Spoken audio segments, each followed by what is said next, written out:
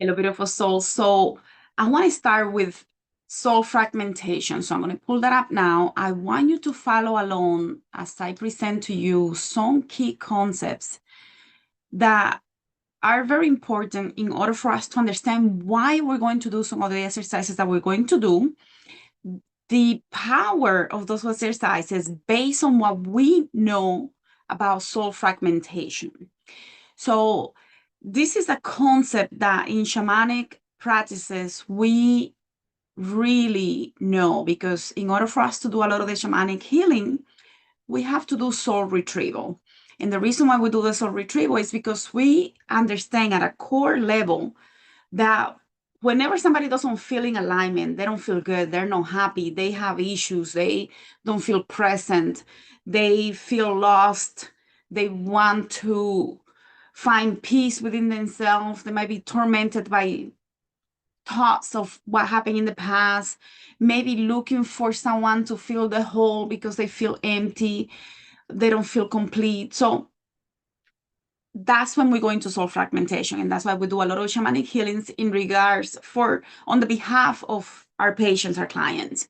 In spiritualism, whether it is in the occult or other practices that have to deal with energy, and the reason why I call it the occult is because it's closed door practices. It's not because it has to do anything with black magic. I want that to be clear, because I have had clients that sometimes they say, I almost canceled the appointment because I thought that you were working with black magic. And no, I do not work with black magic, but I do refer, because in behind closed doors, we learn things that are not going to be public on YouTube, are not going to be available just to anyone on an online course or something like that. It's going to be things that are only meant for certain people that are very serious about doing the work that they're doing at a spiritual level. Obviously, there are a lot of charlatans out there. You got to be careful about what I'm talking about when I deep information that sometimes is not going to be easy for anyone to find. And definitely, you're not going to find it in a book or a video course or something like that. So anyways, let's go back to soul fragmentation. When we start thinking about soul fragmentation, normally we're going to know that whenever there is a fragmentation, they are deep core soul wounds. Unfortunately, when we have soul wounds, whether it is from this life or past lives or in between lives, or whenever we have a spirit attachment or energy possessions or attachments, is because we have experienced at some level a very deep soul wound. And these experiences are excluded from the consciousness. So the soul doesn't, it's going to try, what it's doing is trying to survive an experience that was traumatic for us. It might be not traumatic for you, what your friend experienced at age 7 from your point of view, but from that person's point of view, with all that they bring from other experiences, all that they bring from their soul signature, that thing that happened was very traumatic. Just like something that happens to you that somebody else may say, but that wasn't a big deal. Why is it really affecting you this way? For you, because of all of who you represent, all of your experience throughout time and space, that thing that was said or done was very deep. And for somebody else looking from the outside, they might say, but what was the big deal? Because for each one of us, we have our soul signature. Our soul signature, our DNA, our soul cells, everything that composes who we are at a spiritual soul level is going to affect how we experience life in this reality here right now. So the soul wound sometimes stays in the unconscious because we need to survive. We need to protect pieces of ourselves in order for us to make it through life, because otherwise it can really damage us. So focusing on what you experience is going to be crucial when I ask you the questions that I'm going to ask you throughout the 15 days that we're going to be together. And when you focus on the sensations and feelings in your body, you're going to get 100% more than if you do it from right here only. So now, another thing is that some of these things, feelings and sensations, can lead you to past life. But because we are going to be very intentional about focusing in this life, because you're going to be doing this with our practitioner, you're going to have to stay in this life, and you're going to stay mostly in memories and situations that have been mostly in the conscious mind. So there's only so much that you can go, but the more that you do, the more you're going to be able to jump to the unconscious is unconscious. When you're working with a practitioner, you're going to be able to do work that is in the subconscious and unconscious, because we're going to guide you through that. But when you're doing this at home, obviously there is only to a certain point, depending on how much work you've done before. So if you have done a lot of healing work, you might go to the subconscious and unconscious at a very deep level when you're doing these mini exercises. So it really depends on your journey, your healing journey thus far. So as we continue with helping you understand the power of what happens to us at a specific moment in childhood, in teenager years, even later in life, we're going to see that how a person responds to the situation is caused not only by the circumstances of what's happening in the moment, but like I mentioned before, through the lens of the soul, the spirit, and the person, based on what they have experienced throughout time and space. Now, Bruce Ecker, he wrote a beautiful book. I forgot the name of the book, but if you look it up with his name, you're going to be able to find that book. And it really talks about the projection of the past onto the present. So when we're being triggered, when we are reacting, when we feel charged with energy in regards to something, when it's not positive, it's because we are projecting the past onto that moment, which is how trauma works. When trauma is created, there is a part of us that stays in a loop. And because a part of us stays in that loop, whenever something reminds us of that moment where a part of us stay, it kind of activates that again. So it's almost like reliving that traumatic moment over and over in a constant loop until we get ready to address it. Now, the bottom part here, this is about past life and age regression and dream regression and nightmares. If for those people that will want to do the dream regression technique, I'm not going to get into that now, but just so that you understand why I put that there, because you might jump into a past life or in between life when you're doing some of these exercises. Like if you do and you're not sure what's going on, come back to this life so that you can get the most out of this experience, because most likely you're going to get lost in the past life without knowing what to do and how to do it. So unless you are more advanced, you want to stay in this life. Now, this is something that Wilhelm Reich, he developed the body-based techniques, and he found that the body is keeping memories. And now we have a lot of body-based healing modalities, including what I teach, because we do use the body a lot. But we have a lot of body-based healing modalities that originated from what Wilhelm Reich, I think that's how you pronounce that name, learned from the previous founders of what we know today as psychology. So John and some of the others, like Ron Hover and so on. So William Reich found that in his genetics that the engrams were the results of the experience of the body pain. So they were doing a lot of work to understand how does these emotions affect the physical body. And that's how they started understanding that the body is a portal to previous experiences where it was holding trauma. Like it was holding memory of the trauma, of the experience that they experienced in the past, mostly in childhood, because they mostly they work through this life, no past lives. But with past life regression, we know that we can use the body, in psychology and a lot of the medical based modalities, they focus from here to here, heart to the head, to be able to really do deeper work with you. When we start doing spiritual and soul work, we go beyond the heart and the mind. We go to every part of the body because every part of the body is holding memories of past experiences. So when Hover basically got inspired by everything that Wilhelm was doing, they were trying to perfect the idea that the body is holding painful memories about loss and grief and everything that happened in between based on where the damage was in that moment.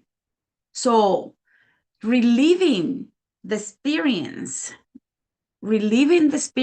that caused the physical and the emotional damage to the different parts of the body will help clear, that was the intention, will help clear those sensations, symptoms in the body. So this was kind of the beginning of modern healing modalities, right? And then, Marcel was not a doctor, but he was basically an honorary doctor. They coined him a doctor because he worked for many years on developing a specific technologies using crystals. And what he found is that the body cells, the bone tissues, the connective tissues, the muscle tissues, and everything else is keeping also memories and information about specific damages that happen. And they focus a lot on the broken bones and different imbalances. And actually, a lot of his discovery are used in the accident trauma technique. One of the techniques that I practice is with the understanding that even when something is broken, even after surgery, those tissues are really keeping memories of the experience so that we can regress the person and do the healing work to release the emotional discharge of that moment because it's still trapped in the body. So this is fascinating work because how people feel after is really magnificent.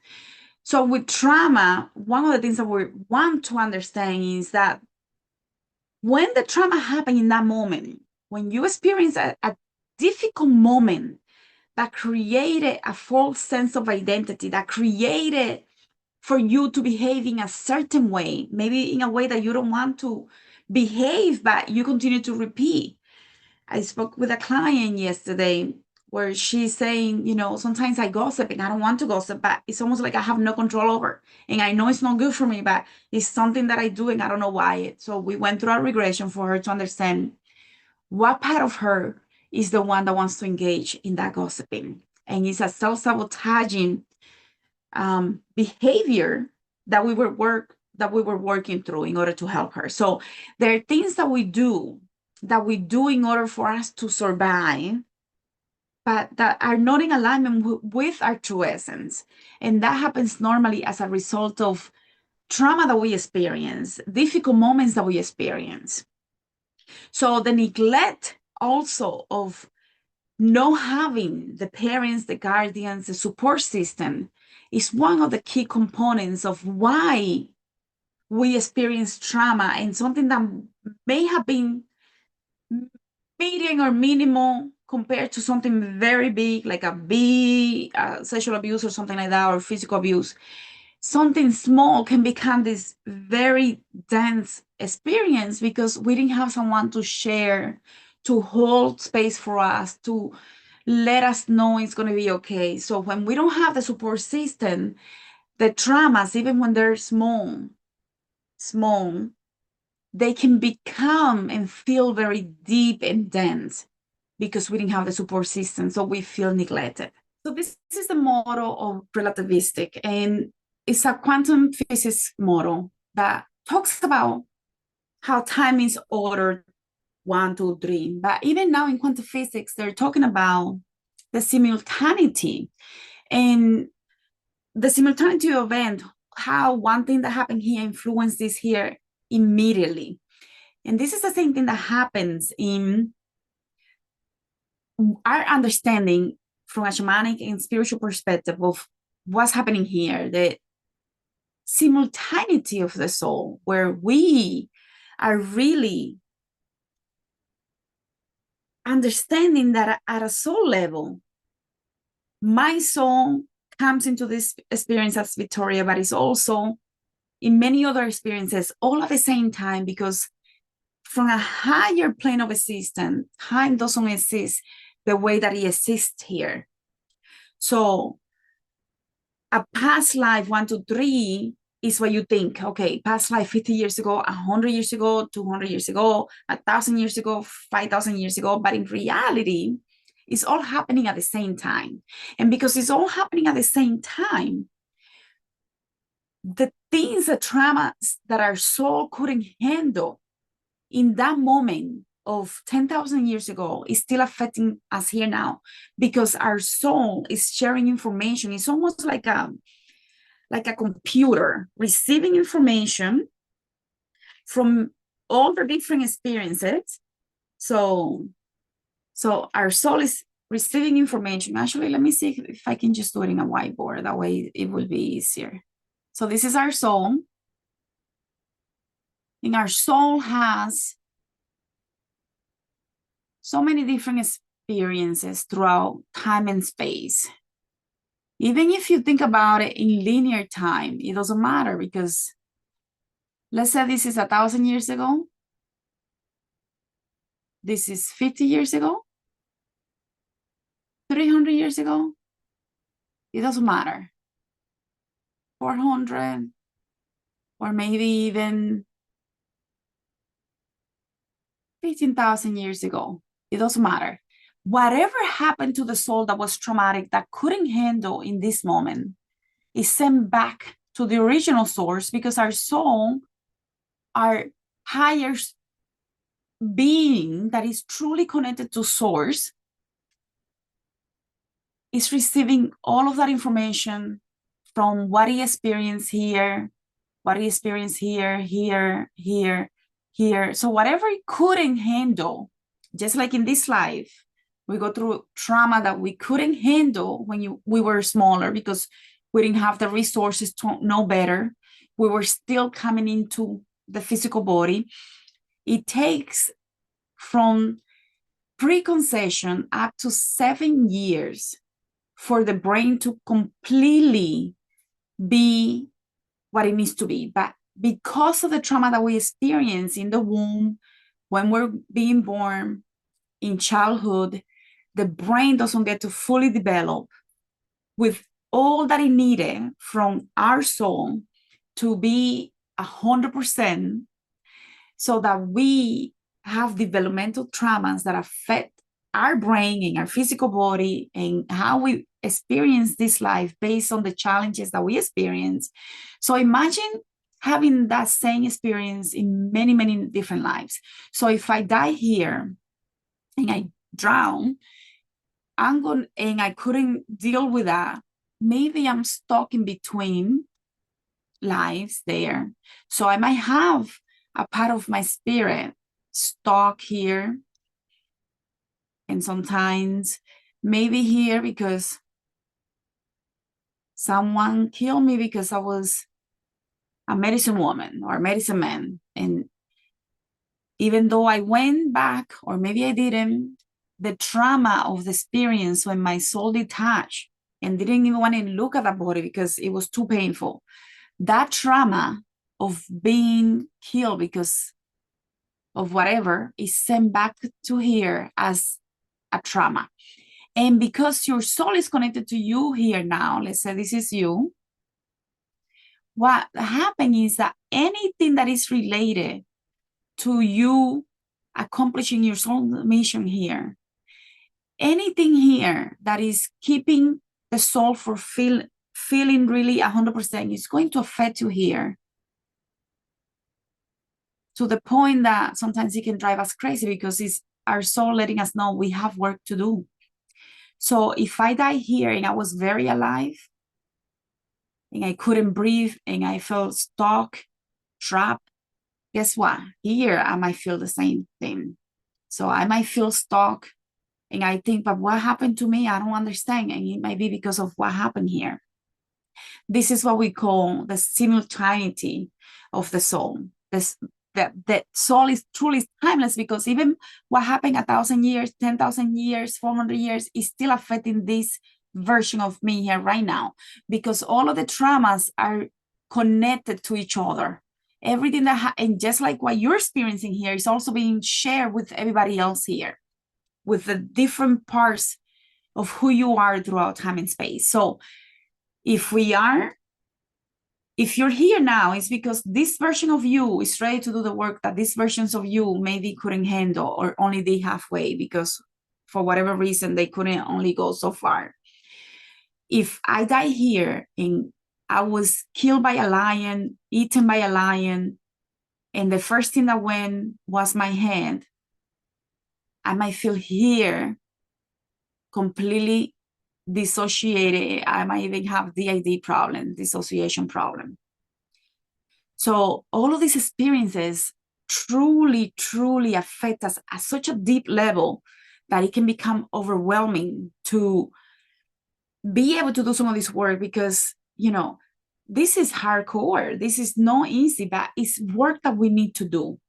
So when you start doing this work, you're going to really understand what it means. Let me just go back here for 1 second. I want you to see this. To understand that when we come into the belly, when we start the preconception journey, a tiny little piece of us going to the belly, anchors starts traveling, and eventually we are more and more and more whole of who we are at a soul level. But that gets interrupted by the traumas that we experienced before really getting anchored in the belly. When we are anchored in the belly, when we're growing in the belly, based on what mom is feeling, the circumstances around her and so on, is that around? Because if he's no, you're already going to start feeling like you're missing that father figure, even before you're born.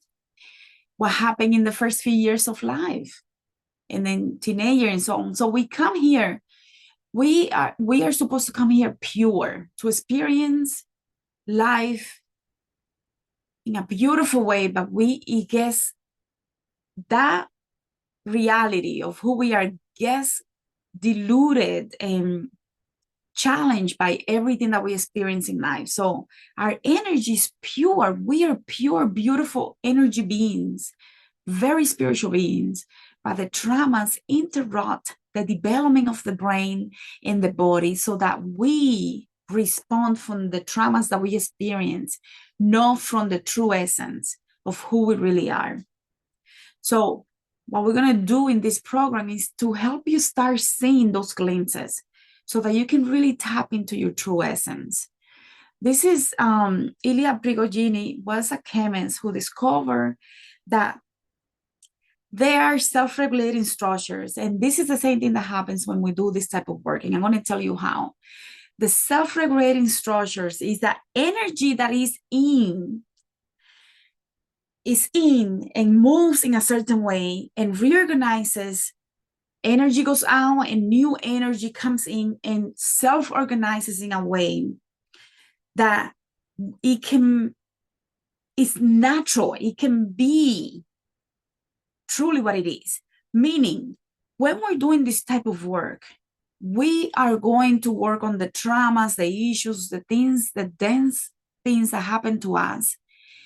And you're going to feel those sensations and emotion. And the more you feel it and the more you allow yourself to feel it, the better it is. Because when you release that energy and you let it go out, naturally, new energy of your true self is going to be able to come in. Because the reason why parts of yourself, parts of your soul that were left behind cannot come in even when they try. It's because the energy is so dense that it doesn't match the vibration of the energy of your soul. So that it's waiting for you to release those heavy things so that the new energy can come in with the true essence of who you are. So when you start doing this work and you feel the heavy emotions and then you can let go, naturally, new energy is going to come in. It's beautiful work, really amazing work. So allow yourself to experience deeply so that you can really feel the change. It's not going to happen immediately. It might take 2-3 days, sometimes a week, sometimes even 2-3 weeks. And then eventually people are like, I do feel a little different. I do feel better.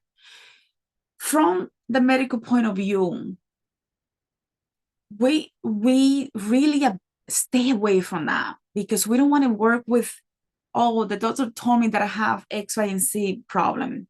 We want to work with the symptoms. We want to work with what you feel. We want to work on the sensations that you feel, the thoughts that you're feeling, and experience that with your eyes closed. What happens to my body when I have this thought? And notice what happens to your body. What happens to my body when I feel this way? So that you can really start paying attention. It's almost like we have to study who we are.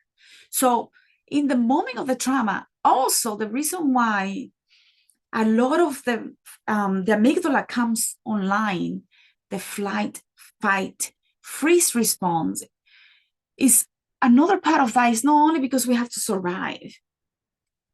So all the behaviors that you put in place when we experience trauma, no, it's not only because we have to survive, but also because our brain is trying to tell us, what do I have to learn from this experience? Pay attention so that in the future, you know how to respond to this differently. But we get stuck in the survival that we don't pay attention to what we need to learn. So I'm going to ask you to be curious about what you feel when you feel it in your body so that you can get the most out of these 15 days that we have together. So this is also important for us to understand because when we carry other people's thoughts, problems, situations, we are putting a lot of backpacks on us. And that's going to feel so tiring. And we're going to feel drained. We're going to feel depleted. We're going to feel like we don't have enough energy to go on with life. We are going to get burnt out easily and snap faster because we're carrying too much or maybe becoming a victim because I don't have what it takes, or a rescuer because I have to carry that for somebody else. So I'm going to ask you to also be curious when you start feeling tired or dissociated. When you do some of these exercises, it's because maybe you lost too much energy, causing you to feel dissociated, to feel nothing, to feel tired, fatigue. And that is crucial because a lot of the clients that I see that are experiencing depression or issues with feeling like they don't know what they're here for, they have these problems where they experience so much in childhood that they had to repress that to survive, but they have a lot of dissociation problems. Dissociation meaning they don't know what they feel and how they feel it in their body. So if that's the case for you, that means that this is going to train you on learning to tap in so that you can know and identify what it feels like when you feel X, Y, and Z emotion and sensation. This is a note from a medical research that was done. And what they determined is in that research with 2,000 people is that what people feel and what they think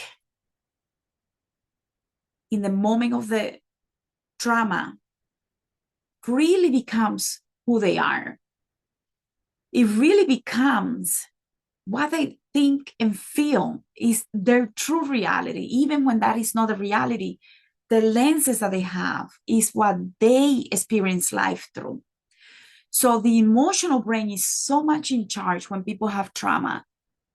And basically, it takes control of how we respond or react to life. And this is important for us to understand because a lot of the people that have experienced trauma, whether it is little trauma or big trauma, we are responding to life based on emotions, not on what really is happening in the present moment, but what's happened to us in the past. And the more that we understand that, the easier it's going to be for us to be able to do this work. Basically, what's happening when we are responding to the present moment in a way that we are not in alignment, that we don't want to be in alignment with, that we get triggered by, and we have issues with that, is because there is a part of us that gets pulled back to that experience of the trauma. And even though we're in the present moment, everything feels like we're still back there. So the trauma that happened to us at 3 years old is still governing what happens to us right here, right now, when something reminds us of that trauma in the past.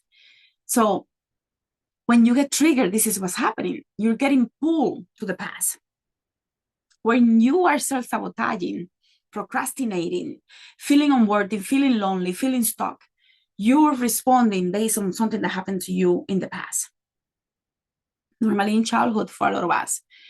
I wanted to put this here because I want you to know that the hippocampus gets damaged when we experience traumatic events. But the good thing is that when we start doing this work, we can heal the hippocampus. And that is something that has been scientifically proven with different medical research, proving that when we do regression and hypnotherapy work, that we can heal or any healing modalities that helps you rewire the brain. It's going to heal the hippocampus, the damage that was done to the hippocampus, so that the different brain synapses can communicate. There are like 3 trillion synapses in the brain. And when there is damage, developmental trauma, little or big, is going to affect the communication in the brain. But when we start doing this work, all of that starts healing, so that there is new communication being formed in the brain by the neurons being able to communicate with each other, because the synapses are being repaired. It's magical work. And I wanted to put this here because a lot of people are going to have experiences where, based on the questions, you may experience something that may remind you of what your parents or grandparents or great-grandparents or ancestors dealt with. And the reason why is because of epigenetics. And epigenetics is, I think it was back in 1950s or 1942 that it was discovered. But it was only recent that it has taken a huge, it has really been something that people are really paying attention to, because the genes of our ancestors can directly influence what we see life through, because the genes are telling the DNA sequence how to see things. But when we start healing, we can reverse the damage. So we can reverse it to the point that we can tell the DNA sequence, this is really how you need to read my DNA sequence, which is a fingerprint for everybody. Everybody's going to have a different DNA sequence, right? So what our ancestors dealt with, we are going to perhaps deal with, because it's passed down generation to generation, at least 7 generations. I think is common for us to see, even in regression work, how this happened. So one of the things that I want to give you from this training is 2 very simple things that you're going to do. And trust me, people pay a lot of money to do this. What you want to do in the healing process is to bring the experience to the consciousness. You're going to live the experience. You're going to relive the experience, and you're going to then come into the 5 steps protocol. And the 5 steps protocol is very powerful, but because you're doing this by yourself, you're going to have to do it, and probably you're going to end up in a situation that you remember, or something that you can remember, but you haven't thought about it for a long time. It's going to take you there. You might not go into moments of completely repressed emotions, because you need a guide. You need a therapist, a healing practitioner to guide you so that you can get the most. But this is going to take you so far that you're going to be so grateful that you're doing this. So this 5-step protocol, this is my gift to you. You're going to go identify the recent experience. In everything that we do, all the exercises that we do, this is what I want you to do so that you can get the most out of it. You might want to take a screenshot of this so that you have it to reference. You're going to go to the most recent experience. Once you find that, you're going to do all the work that you're going to do there to experience and feel the sensations. And then you're going to go to a recent one before that one, a previous one, and do it 5 times until you get to childhood. Because I want you to see the pattern. I want you to really experience the pattern in order for you to get the most out of this. If you don't identify the pattern, it's going to be harder for you to get really good life-changing results based on doing this training. You need to identify the pattern so that you can see what your spirit and soul is trying to show you by taking you through these 5 different experiences. When you get to the most significant moment in childhood or teenage years, you're going to really do something else. In that moment, what is it that you needed the most? What did you need the most in that moment? That's going to give you a clue of what you haven't been getting through life that you really need.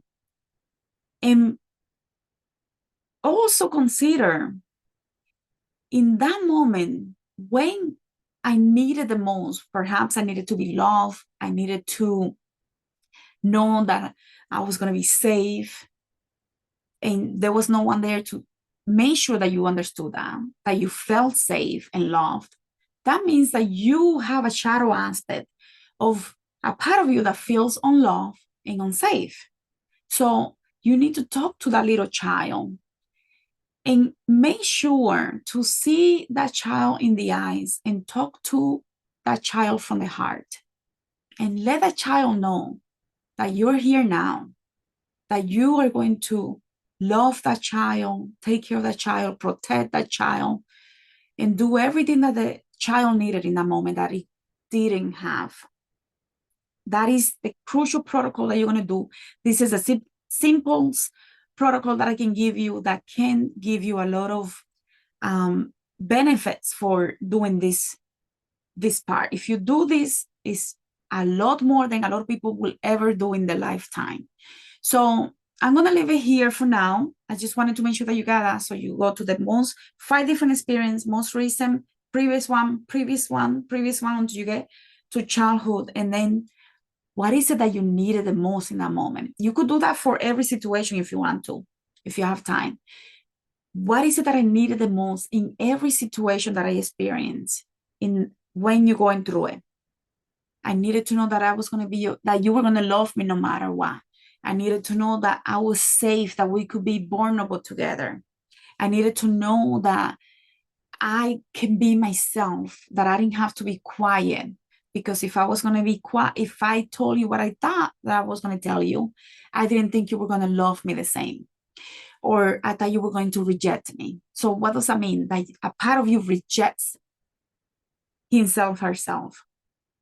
So you need to go back to the beginning of that to understand what happened the first time that you felt rejected, the first time that you felt unloved, the first time that you felt unsafe, because this is crucial for the healing process. So this is, I hope that you understood what we're doing, why we're doing the soul fragmentation lecture discussion here, because I want you to understand, not only from a spiritual shamanic, but also from the therapeutic point of view, what happens when we have trauma. The projection of the past onto the present. And when that happens, why we stay in that loop? Because we're still in the past.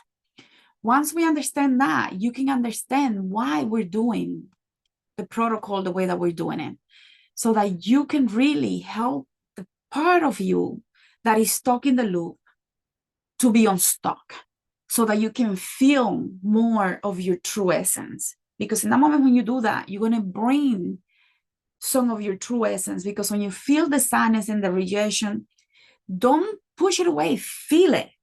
And then allow yourself to, I release you now, so that you can be complete as much as you can, because you're doing this by yourself.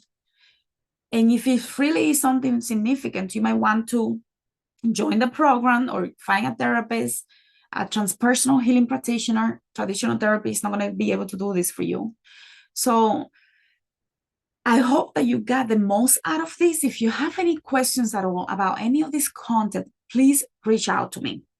I'll see you on the next one. Thank you so much for being here.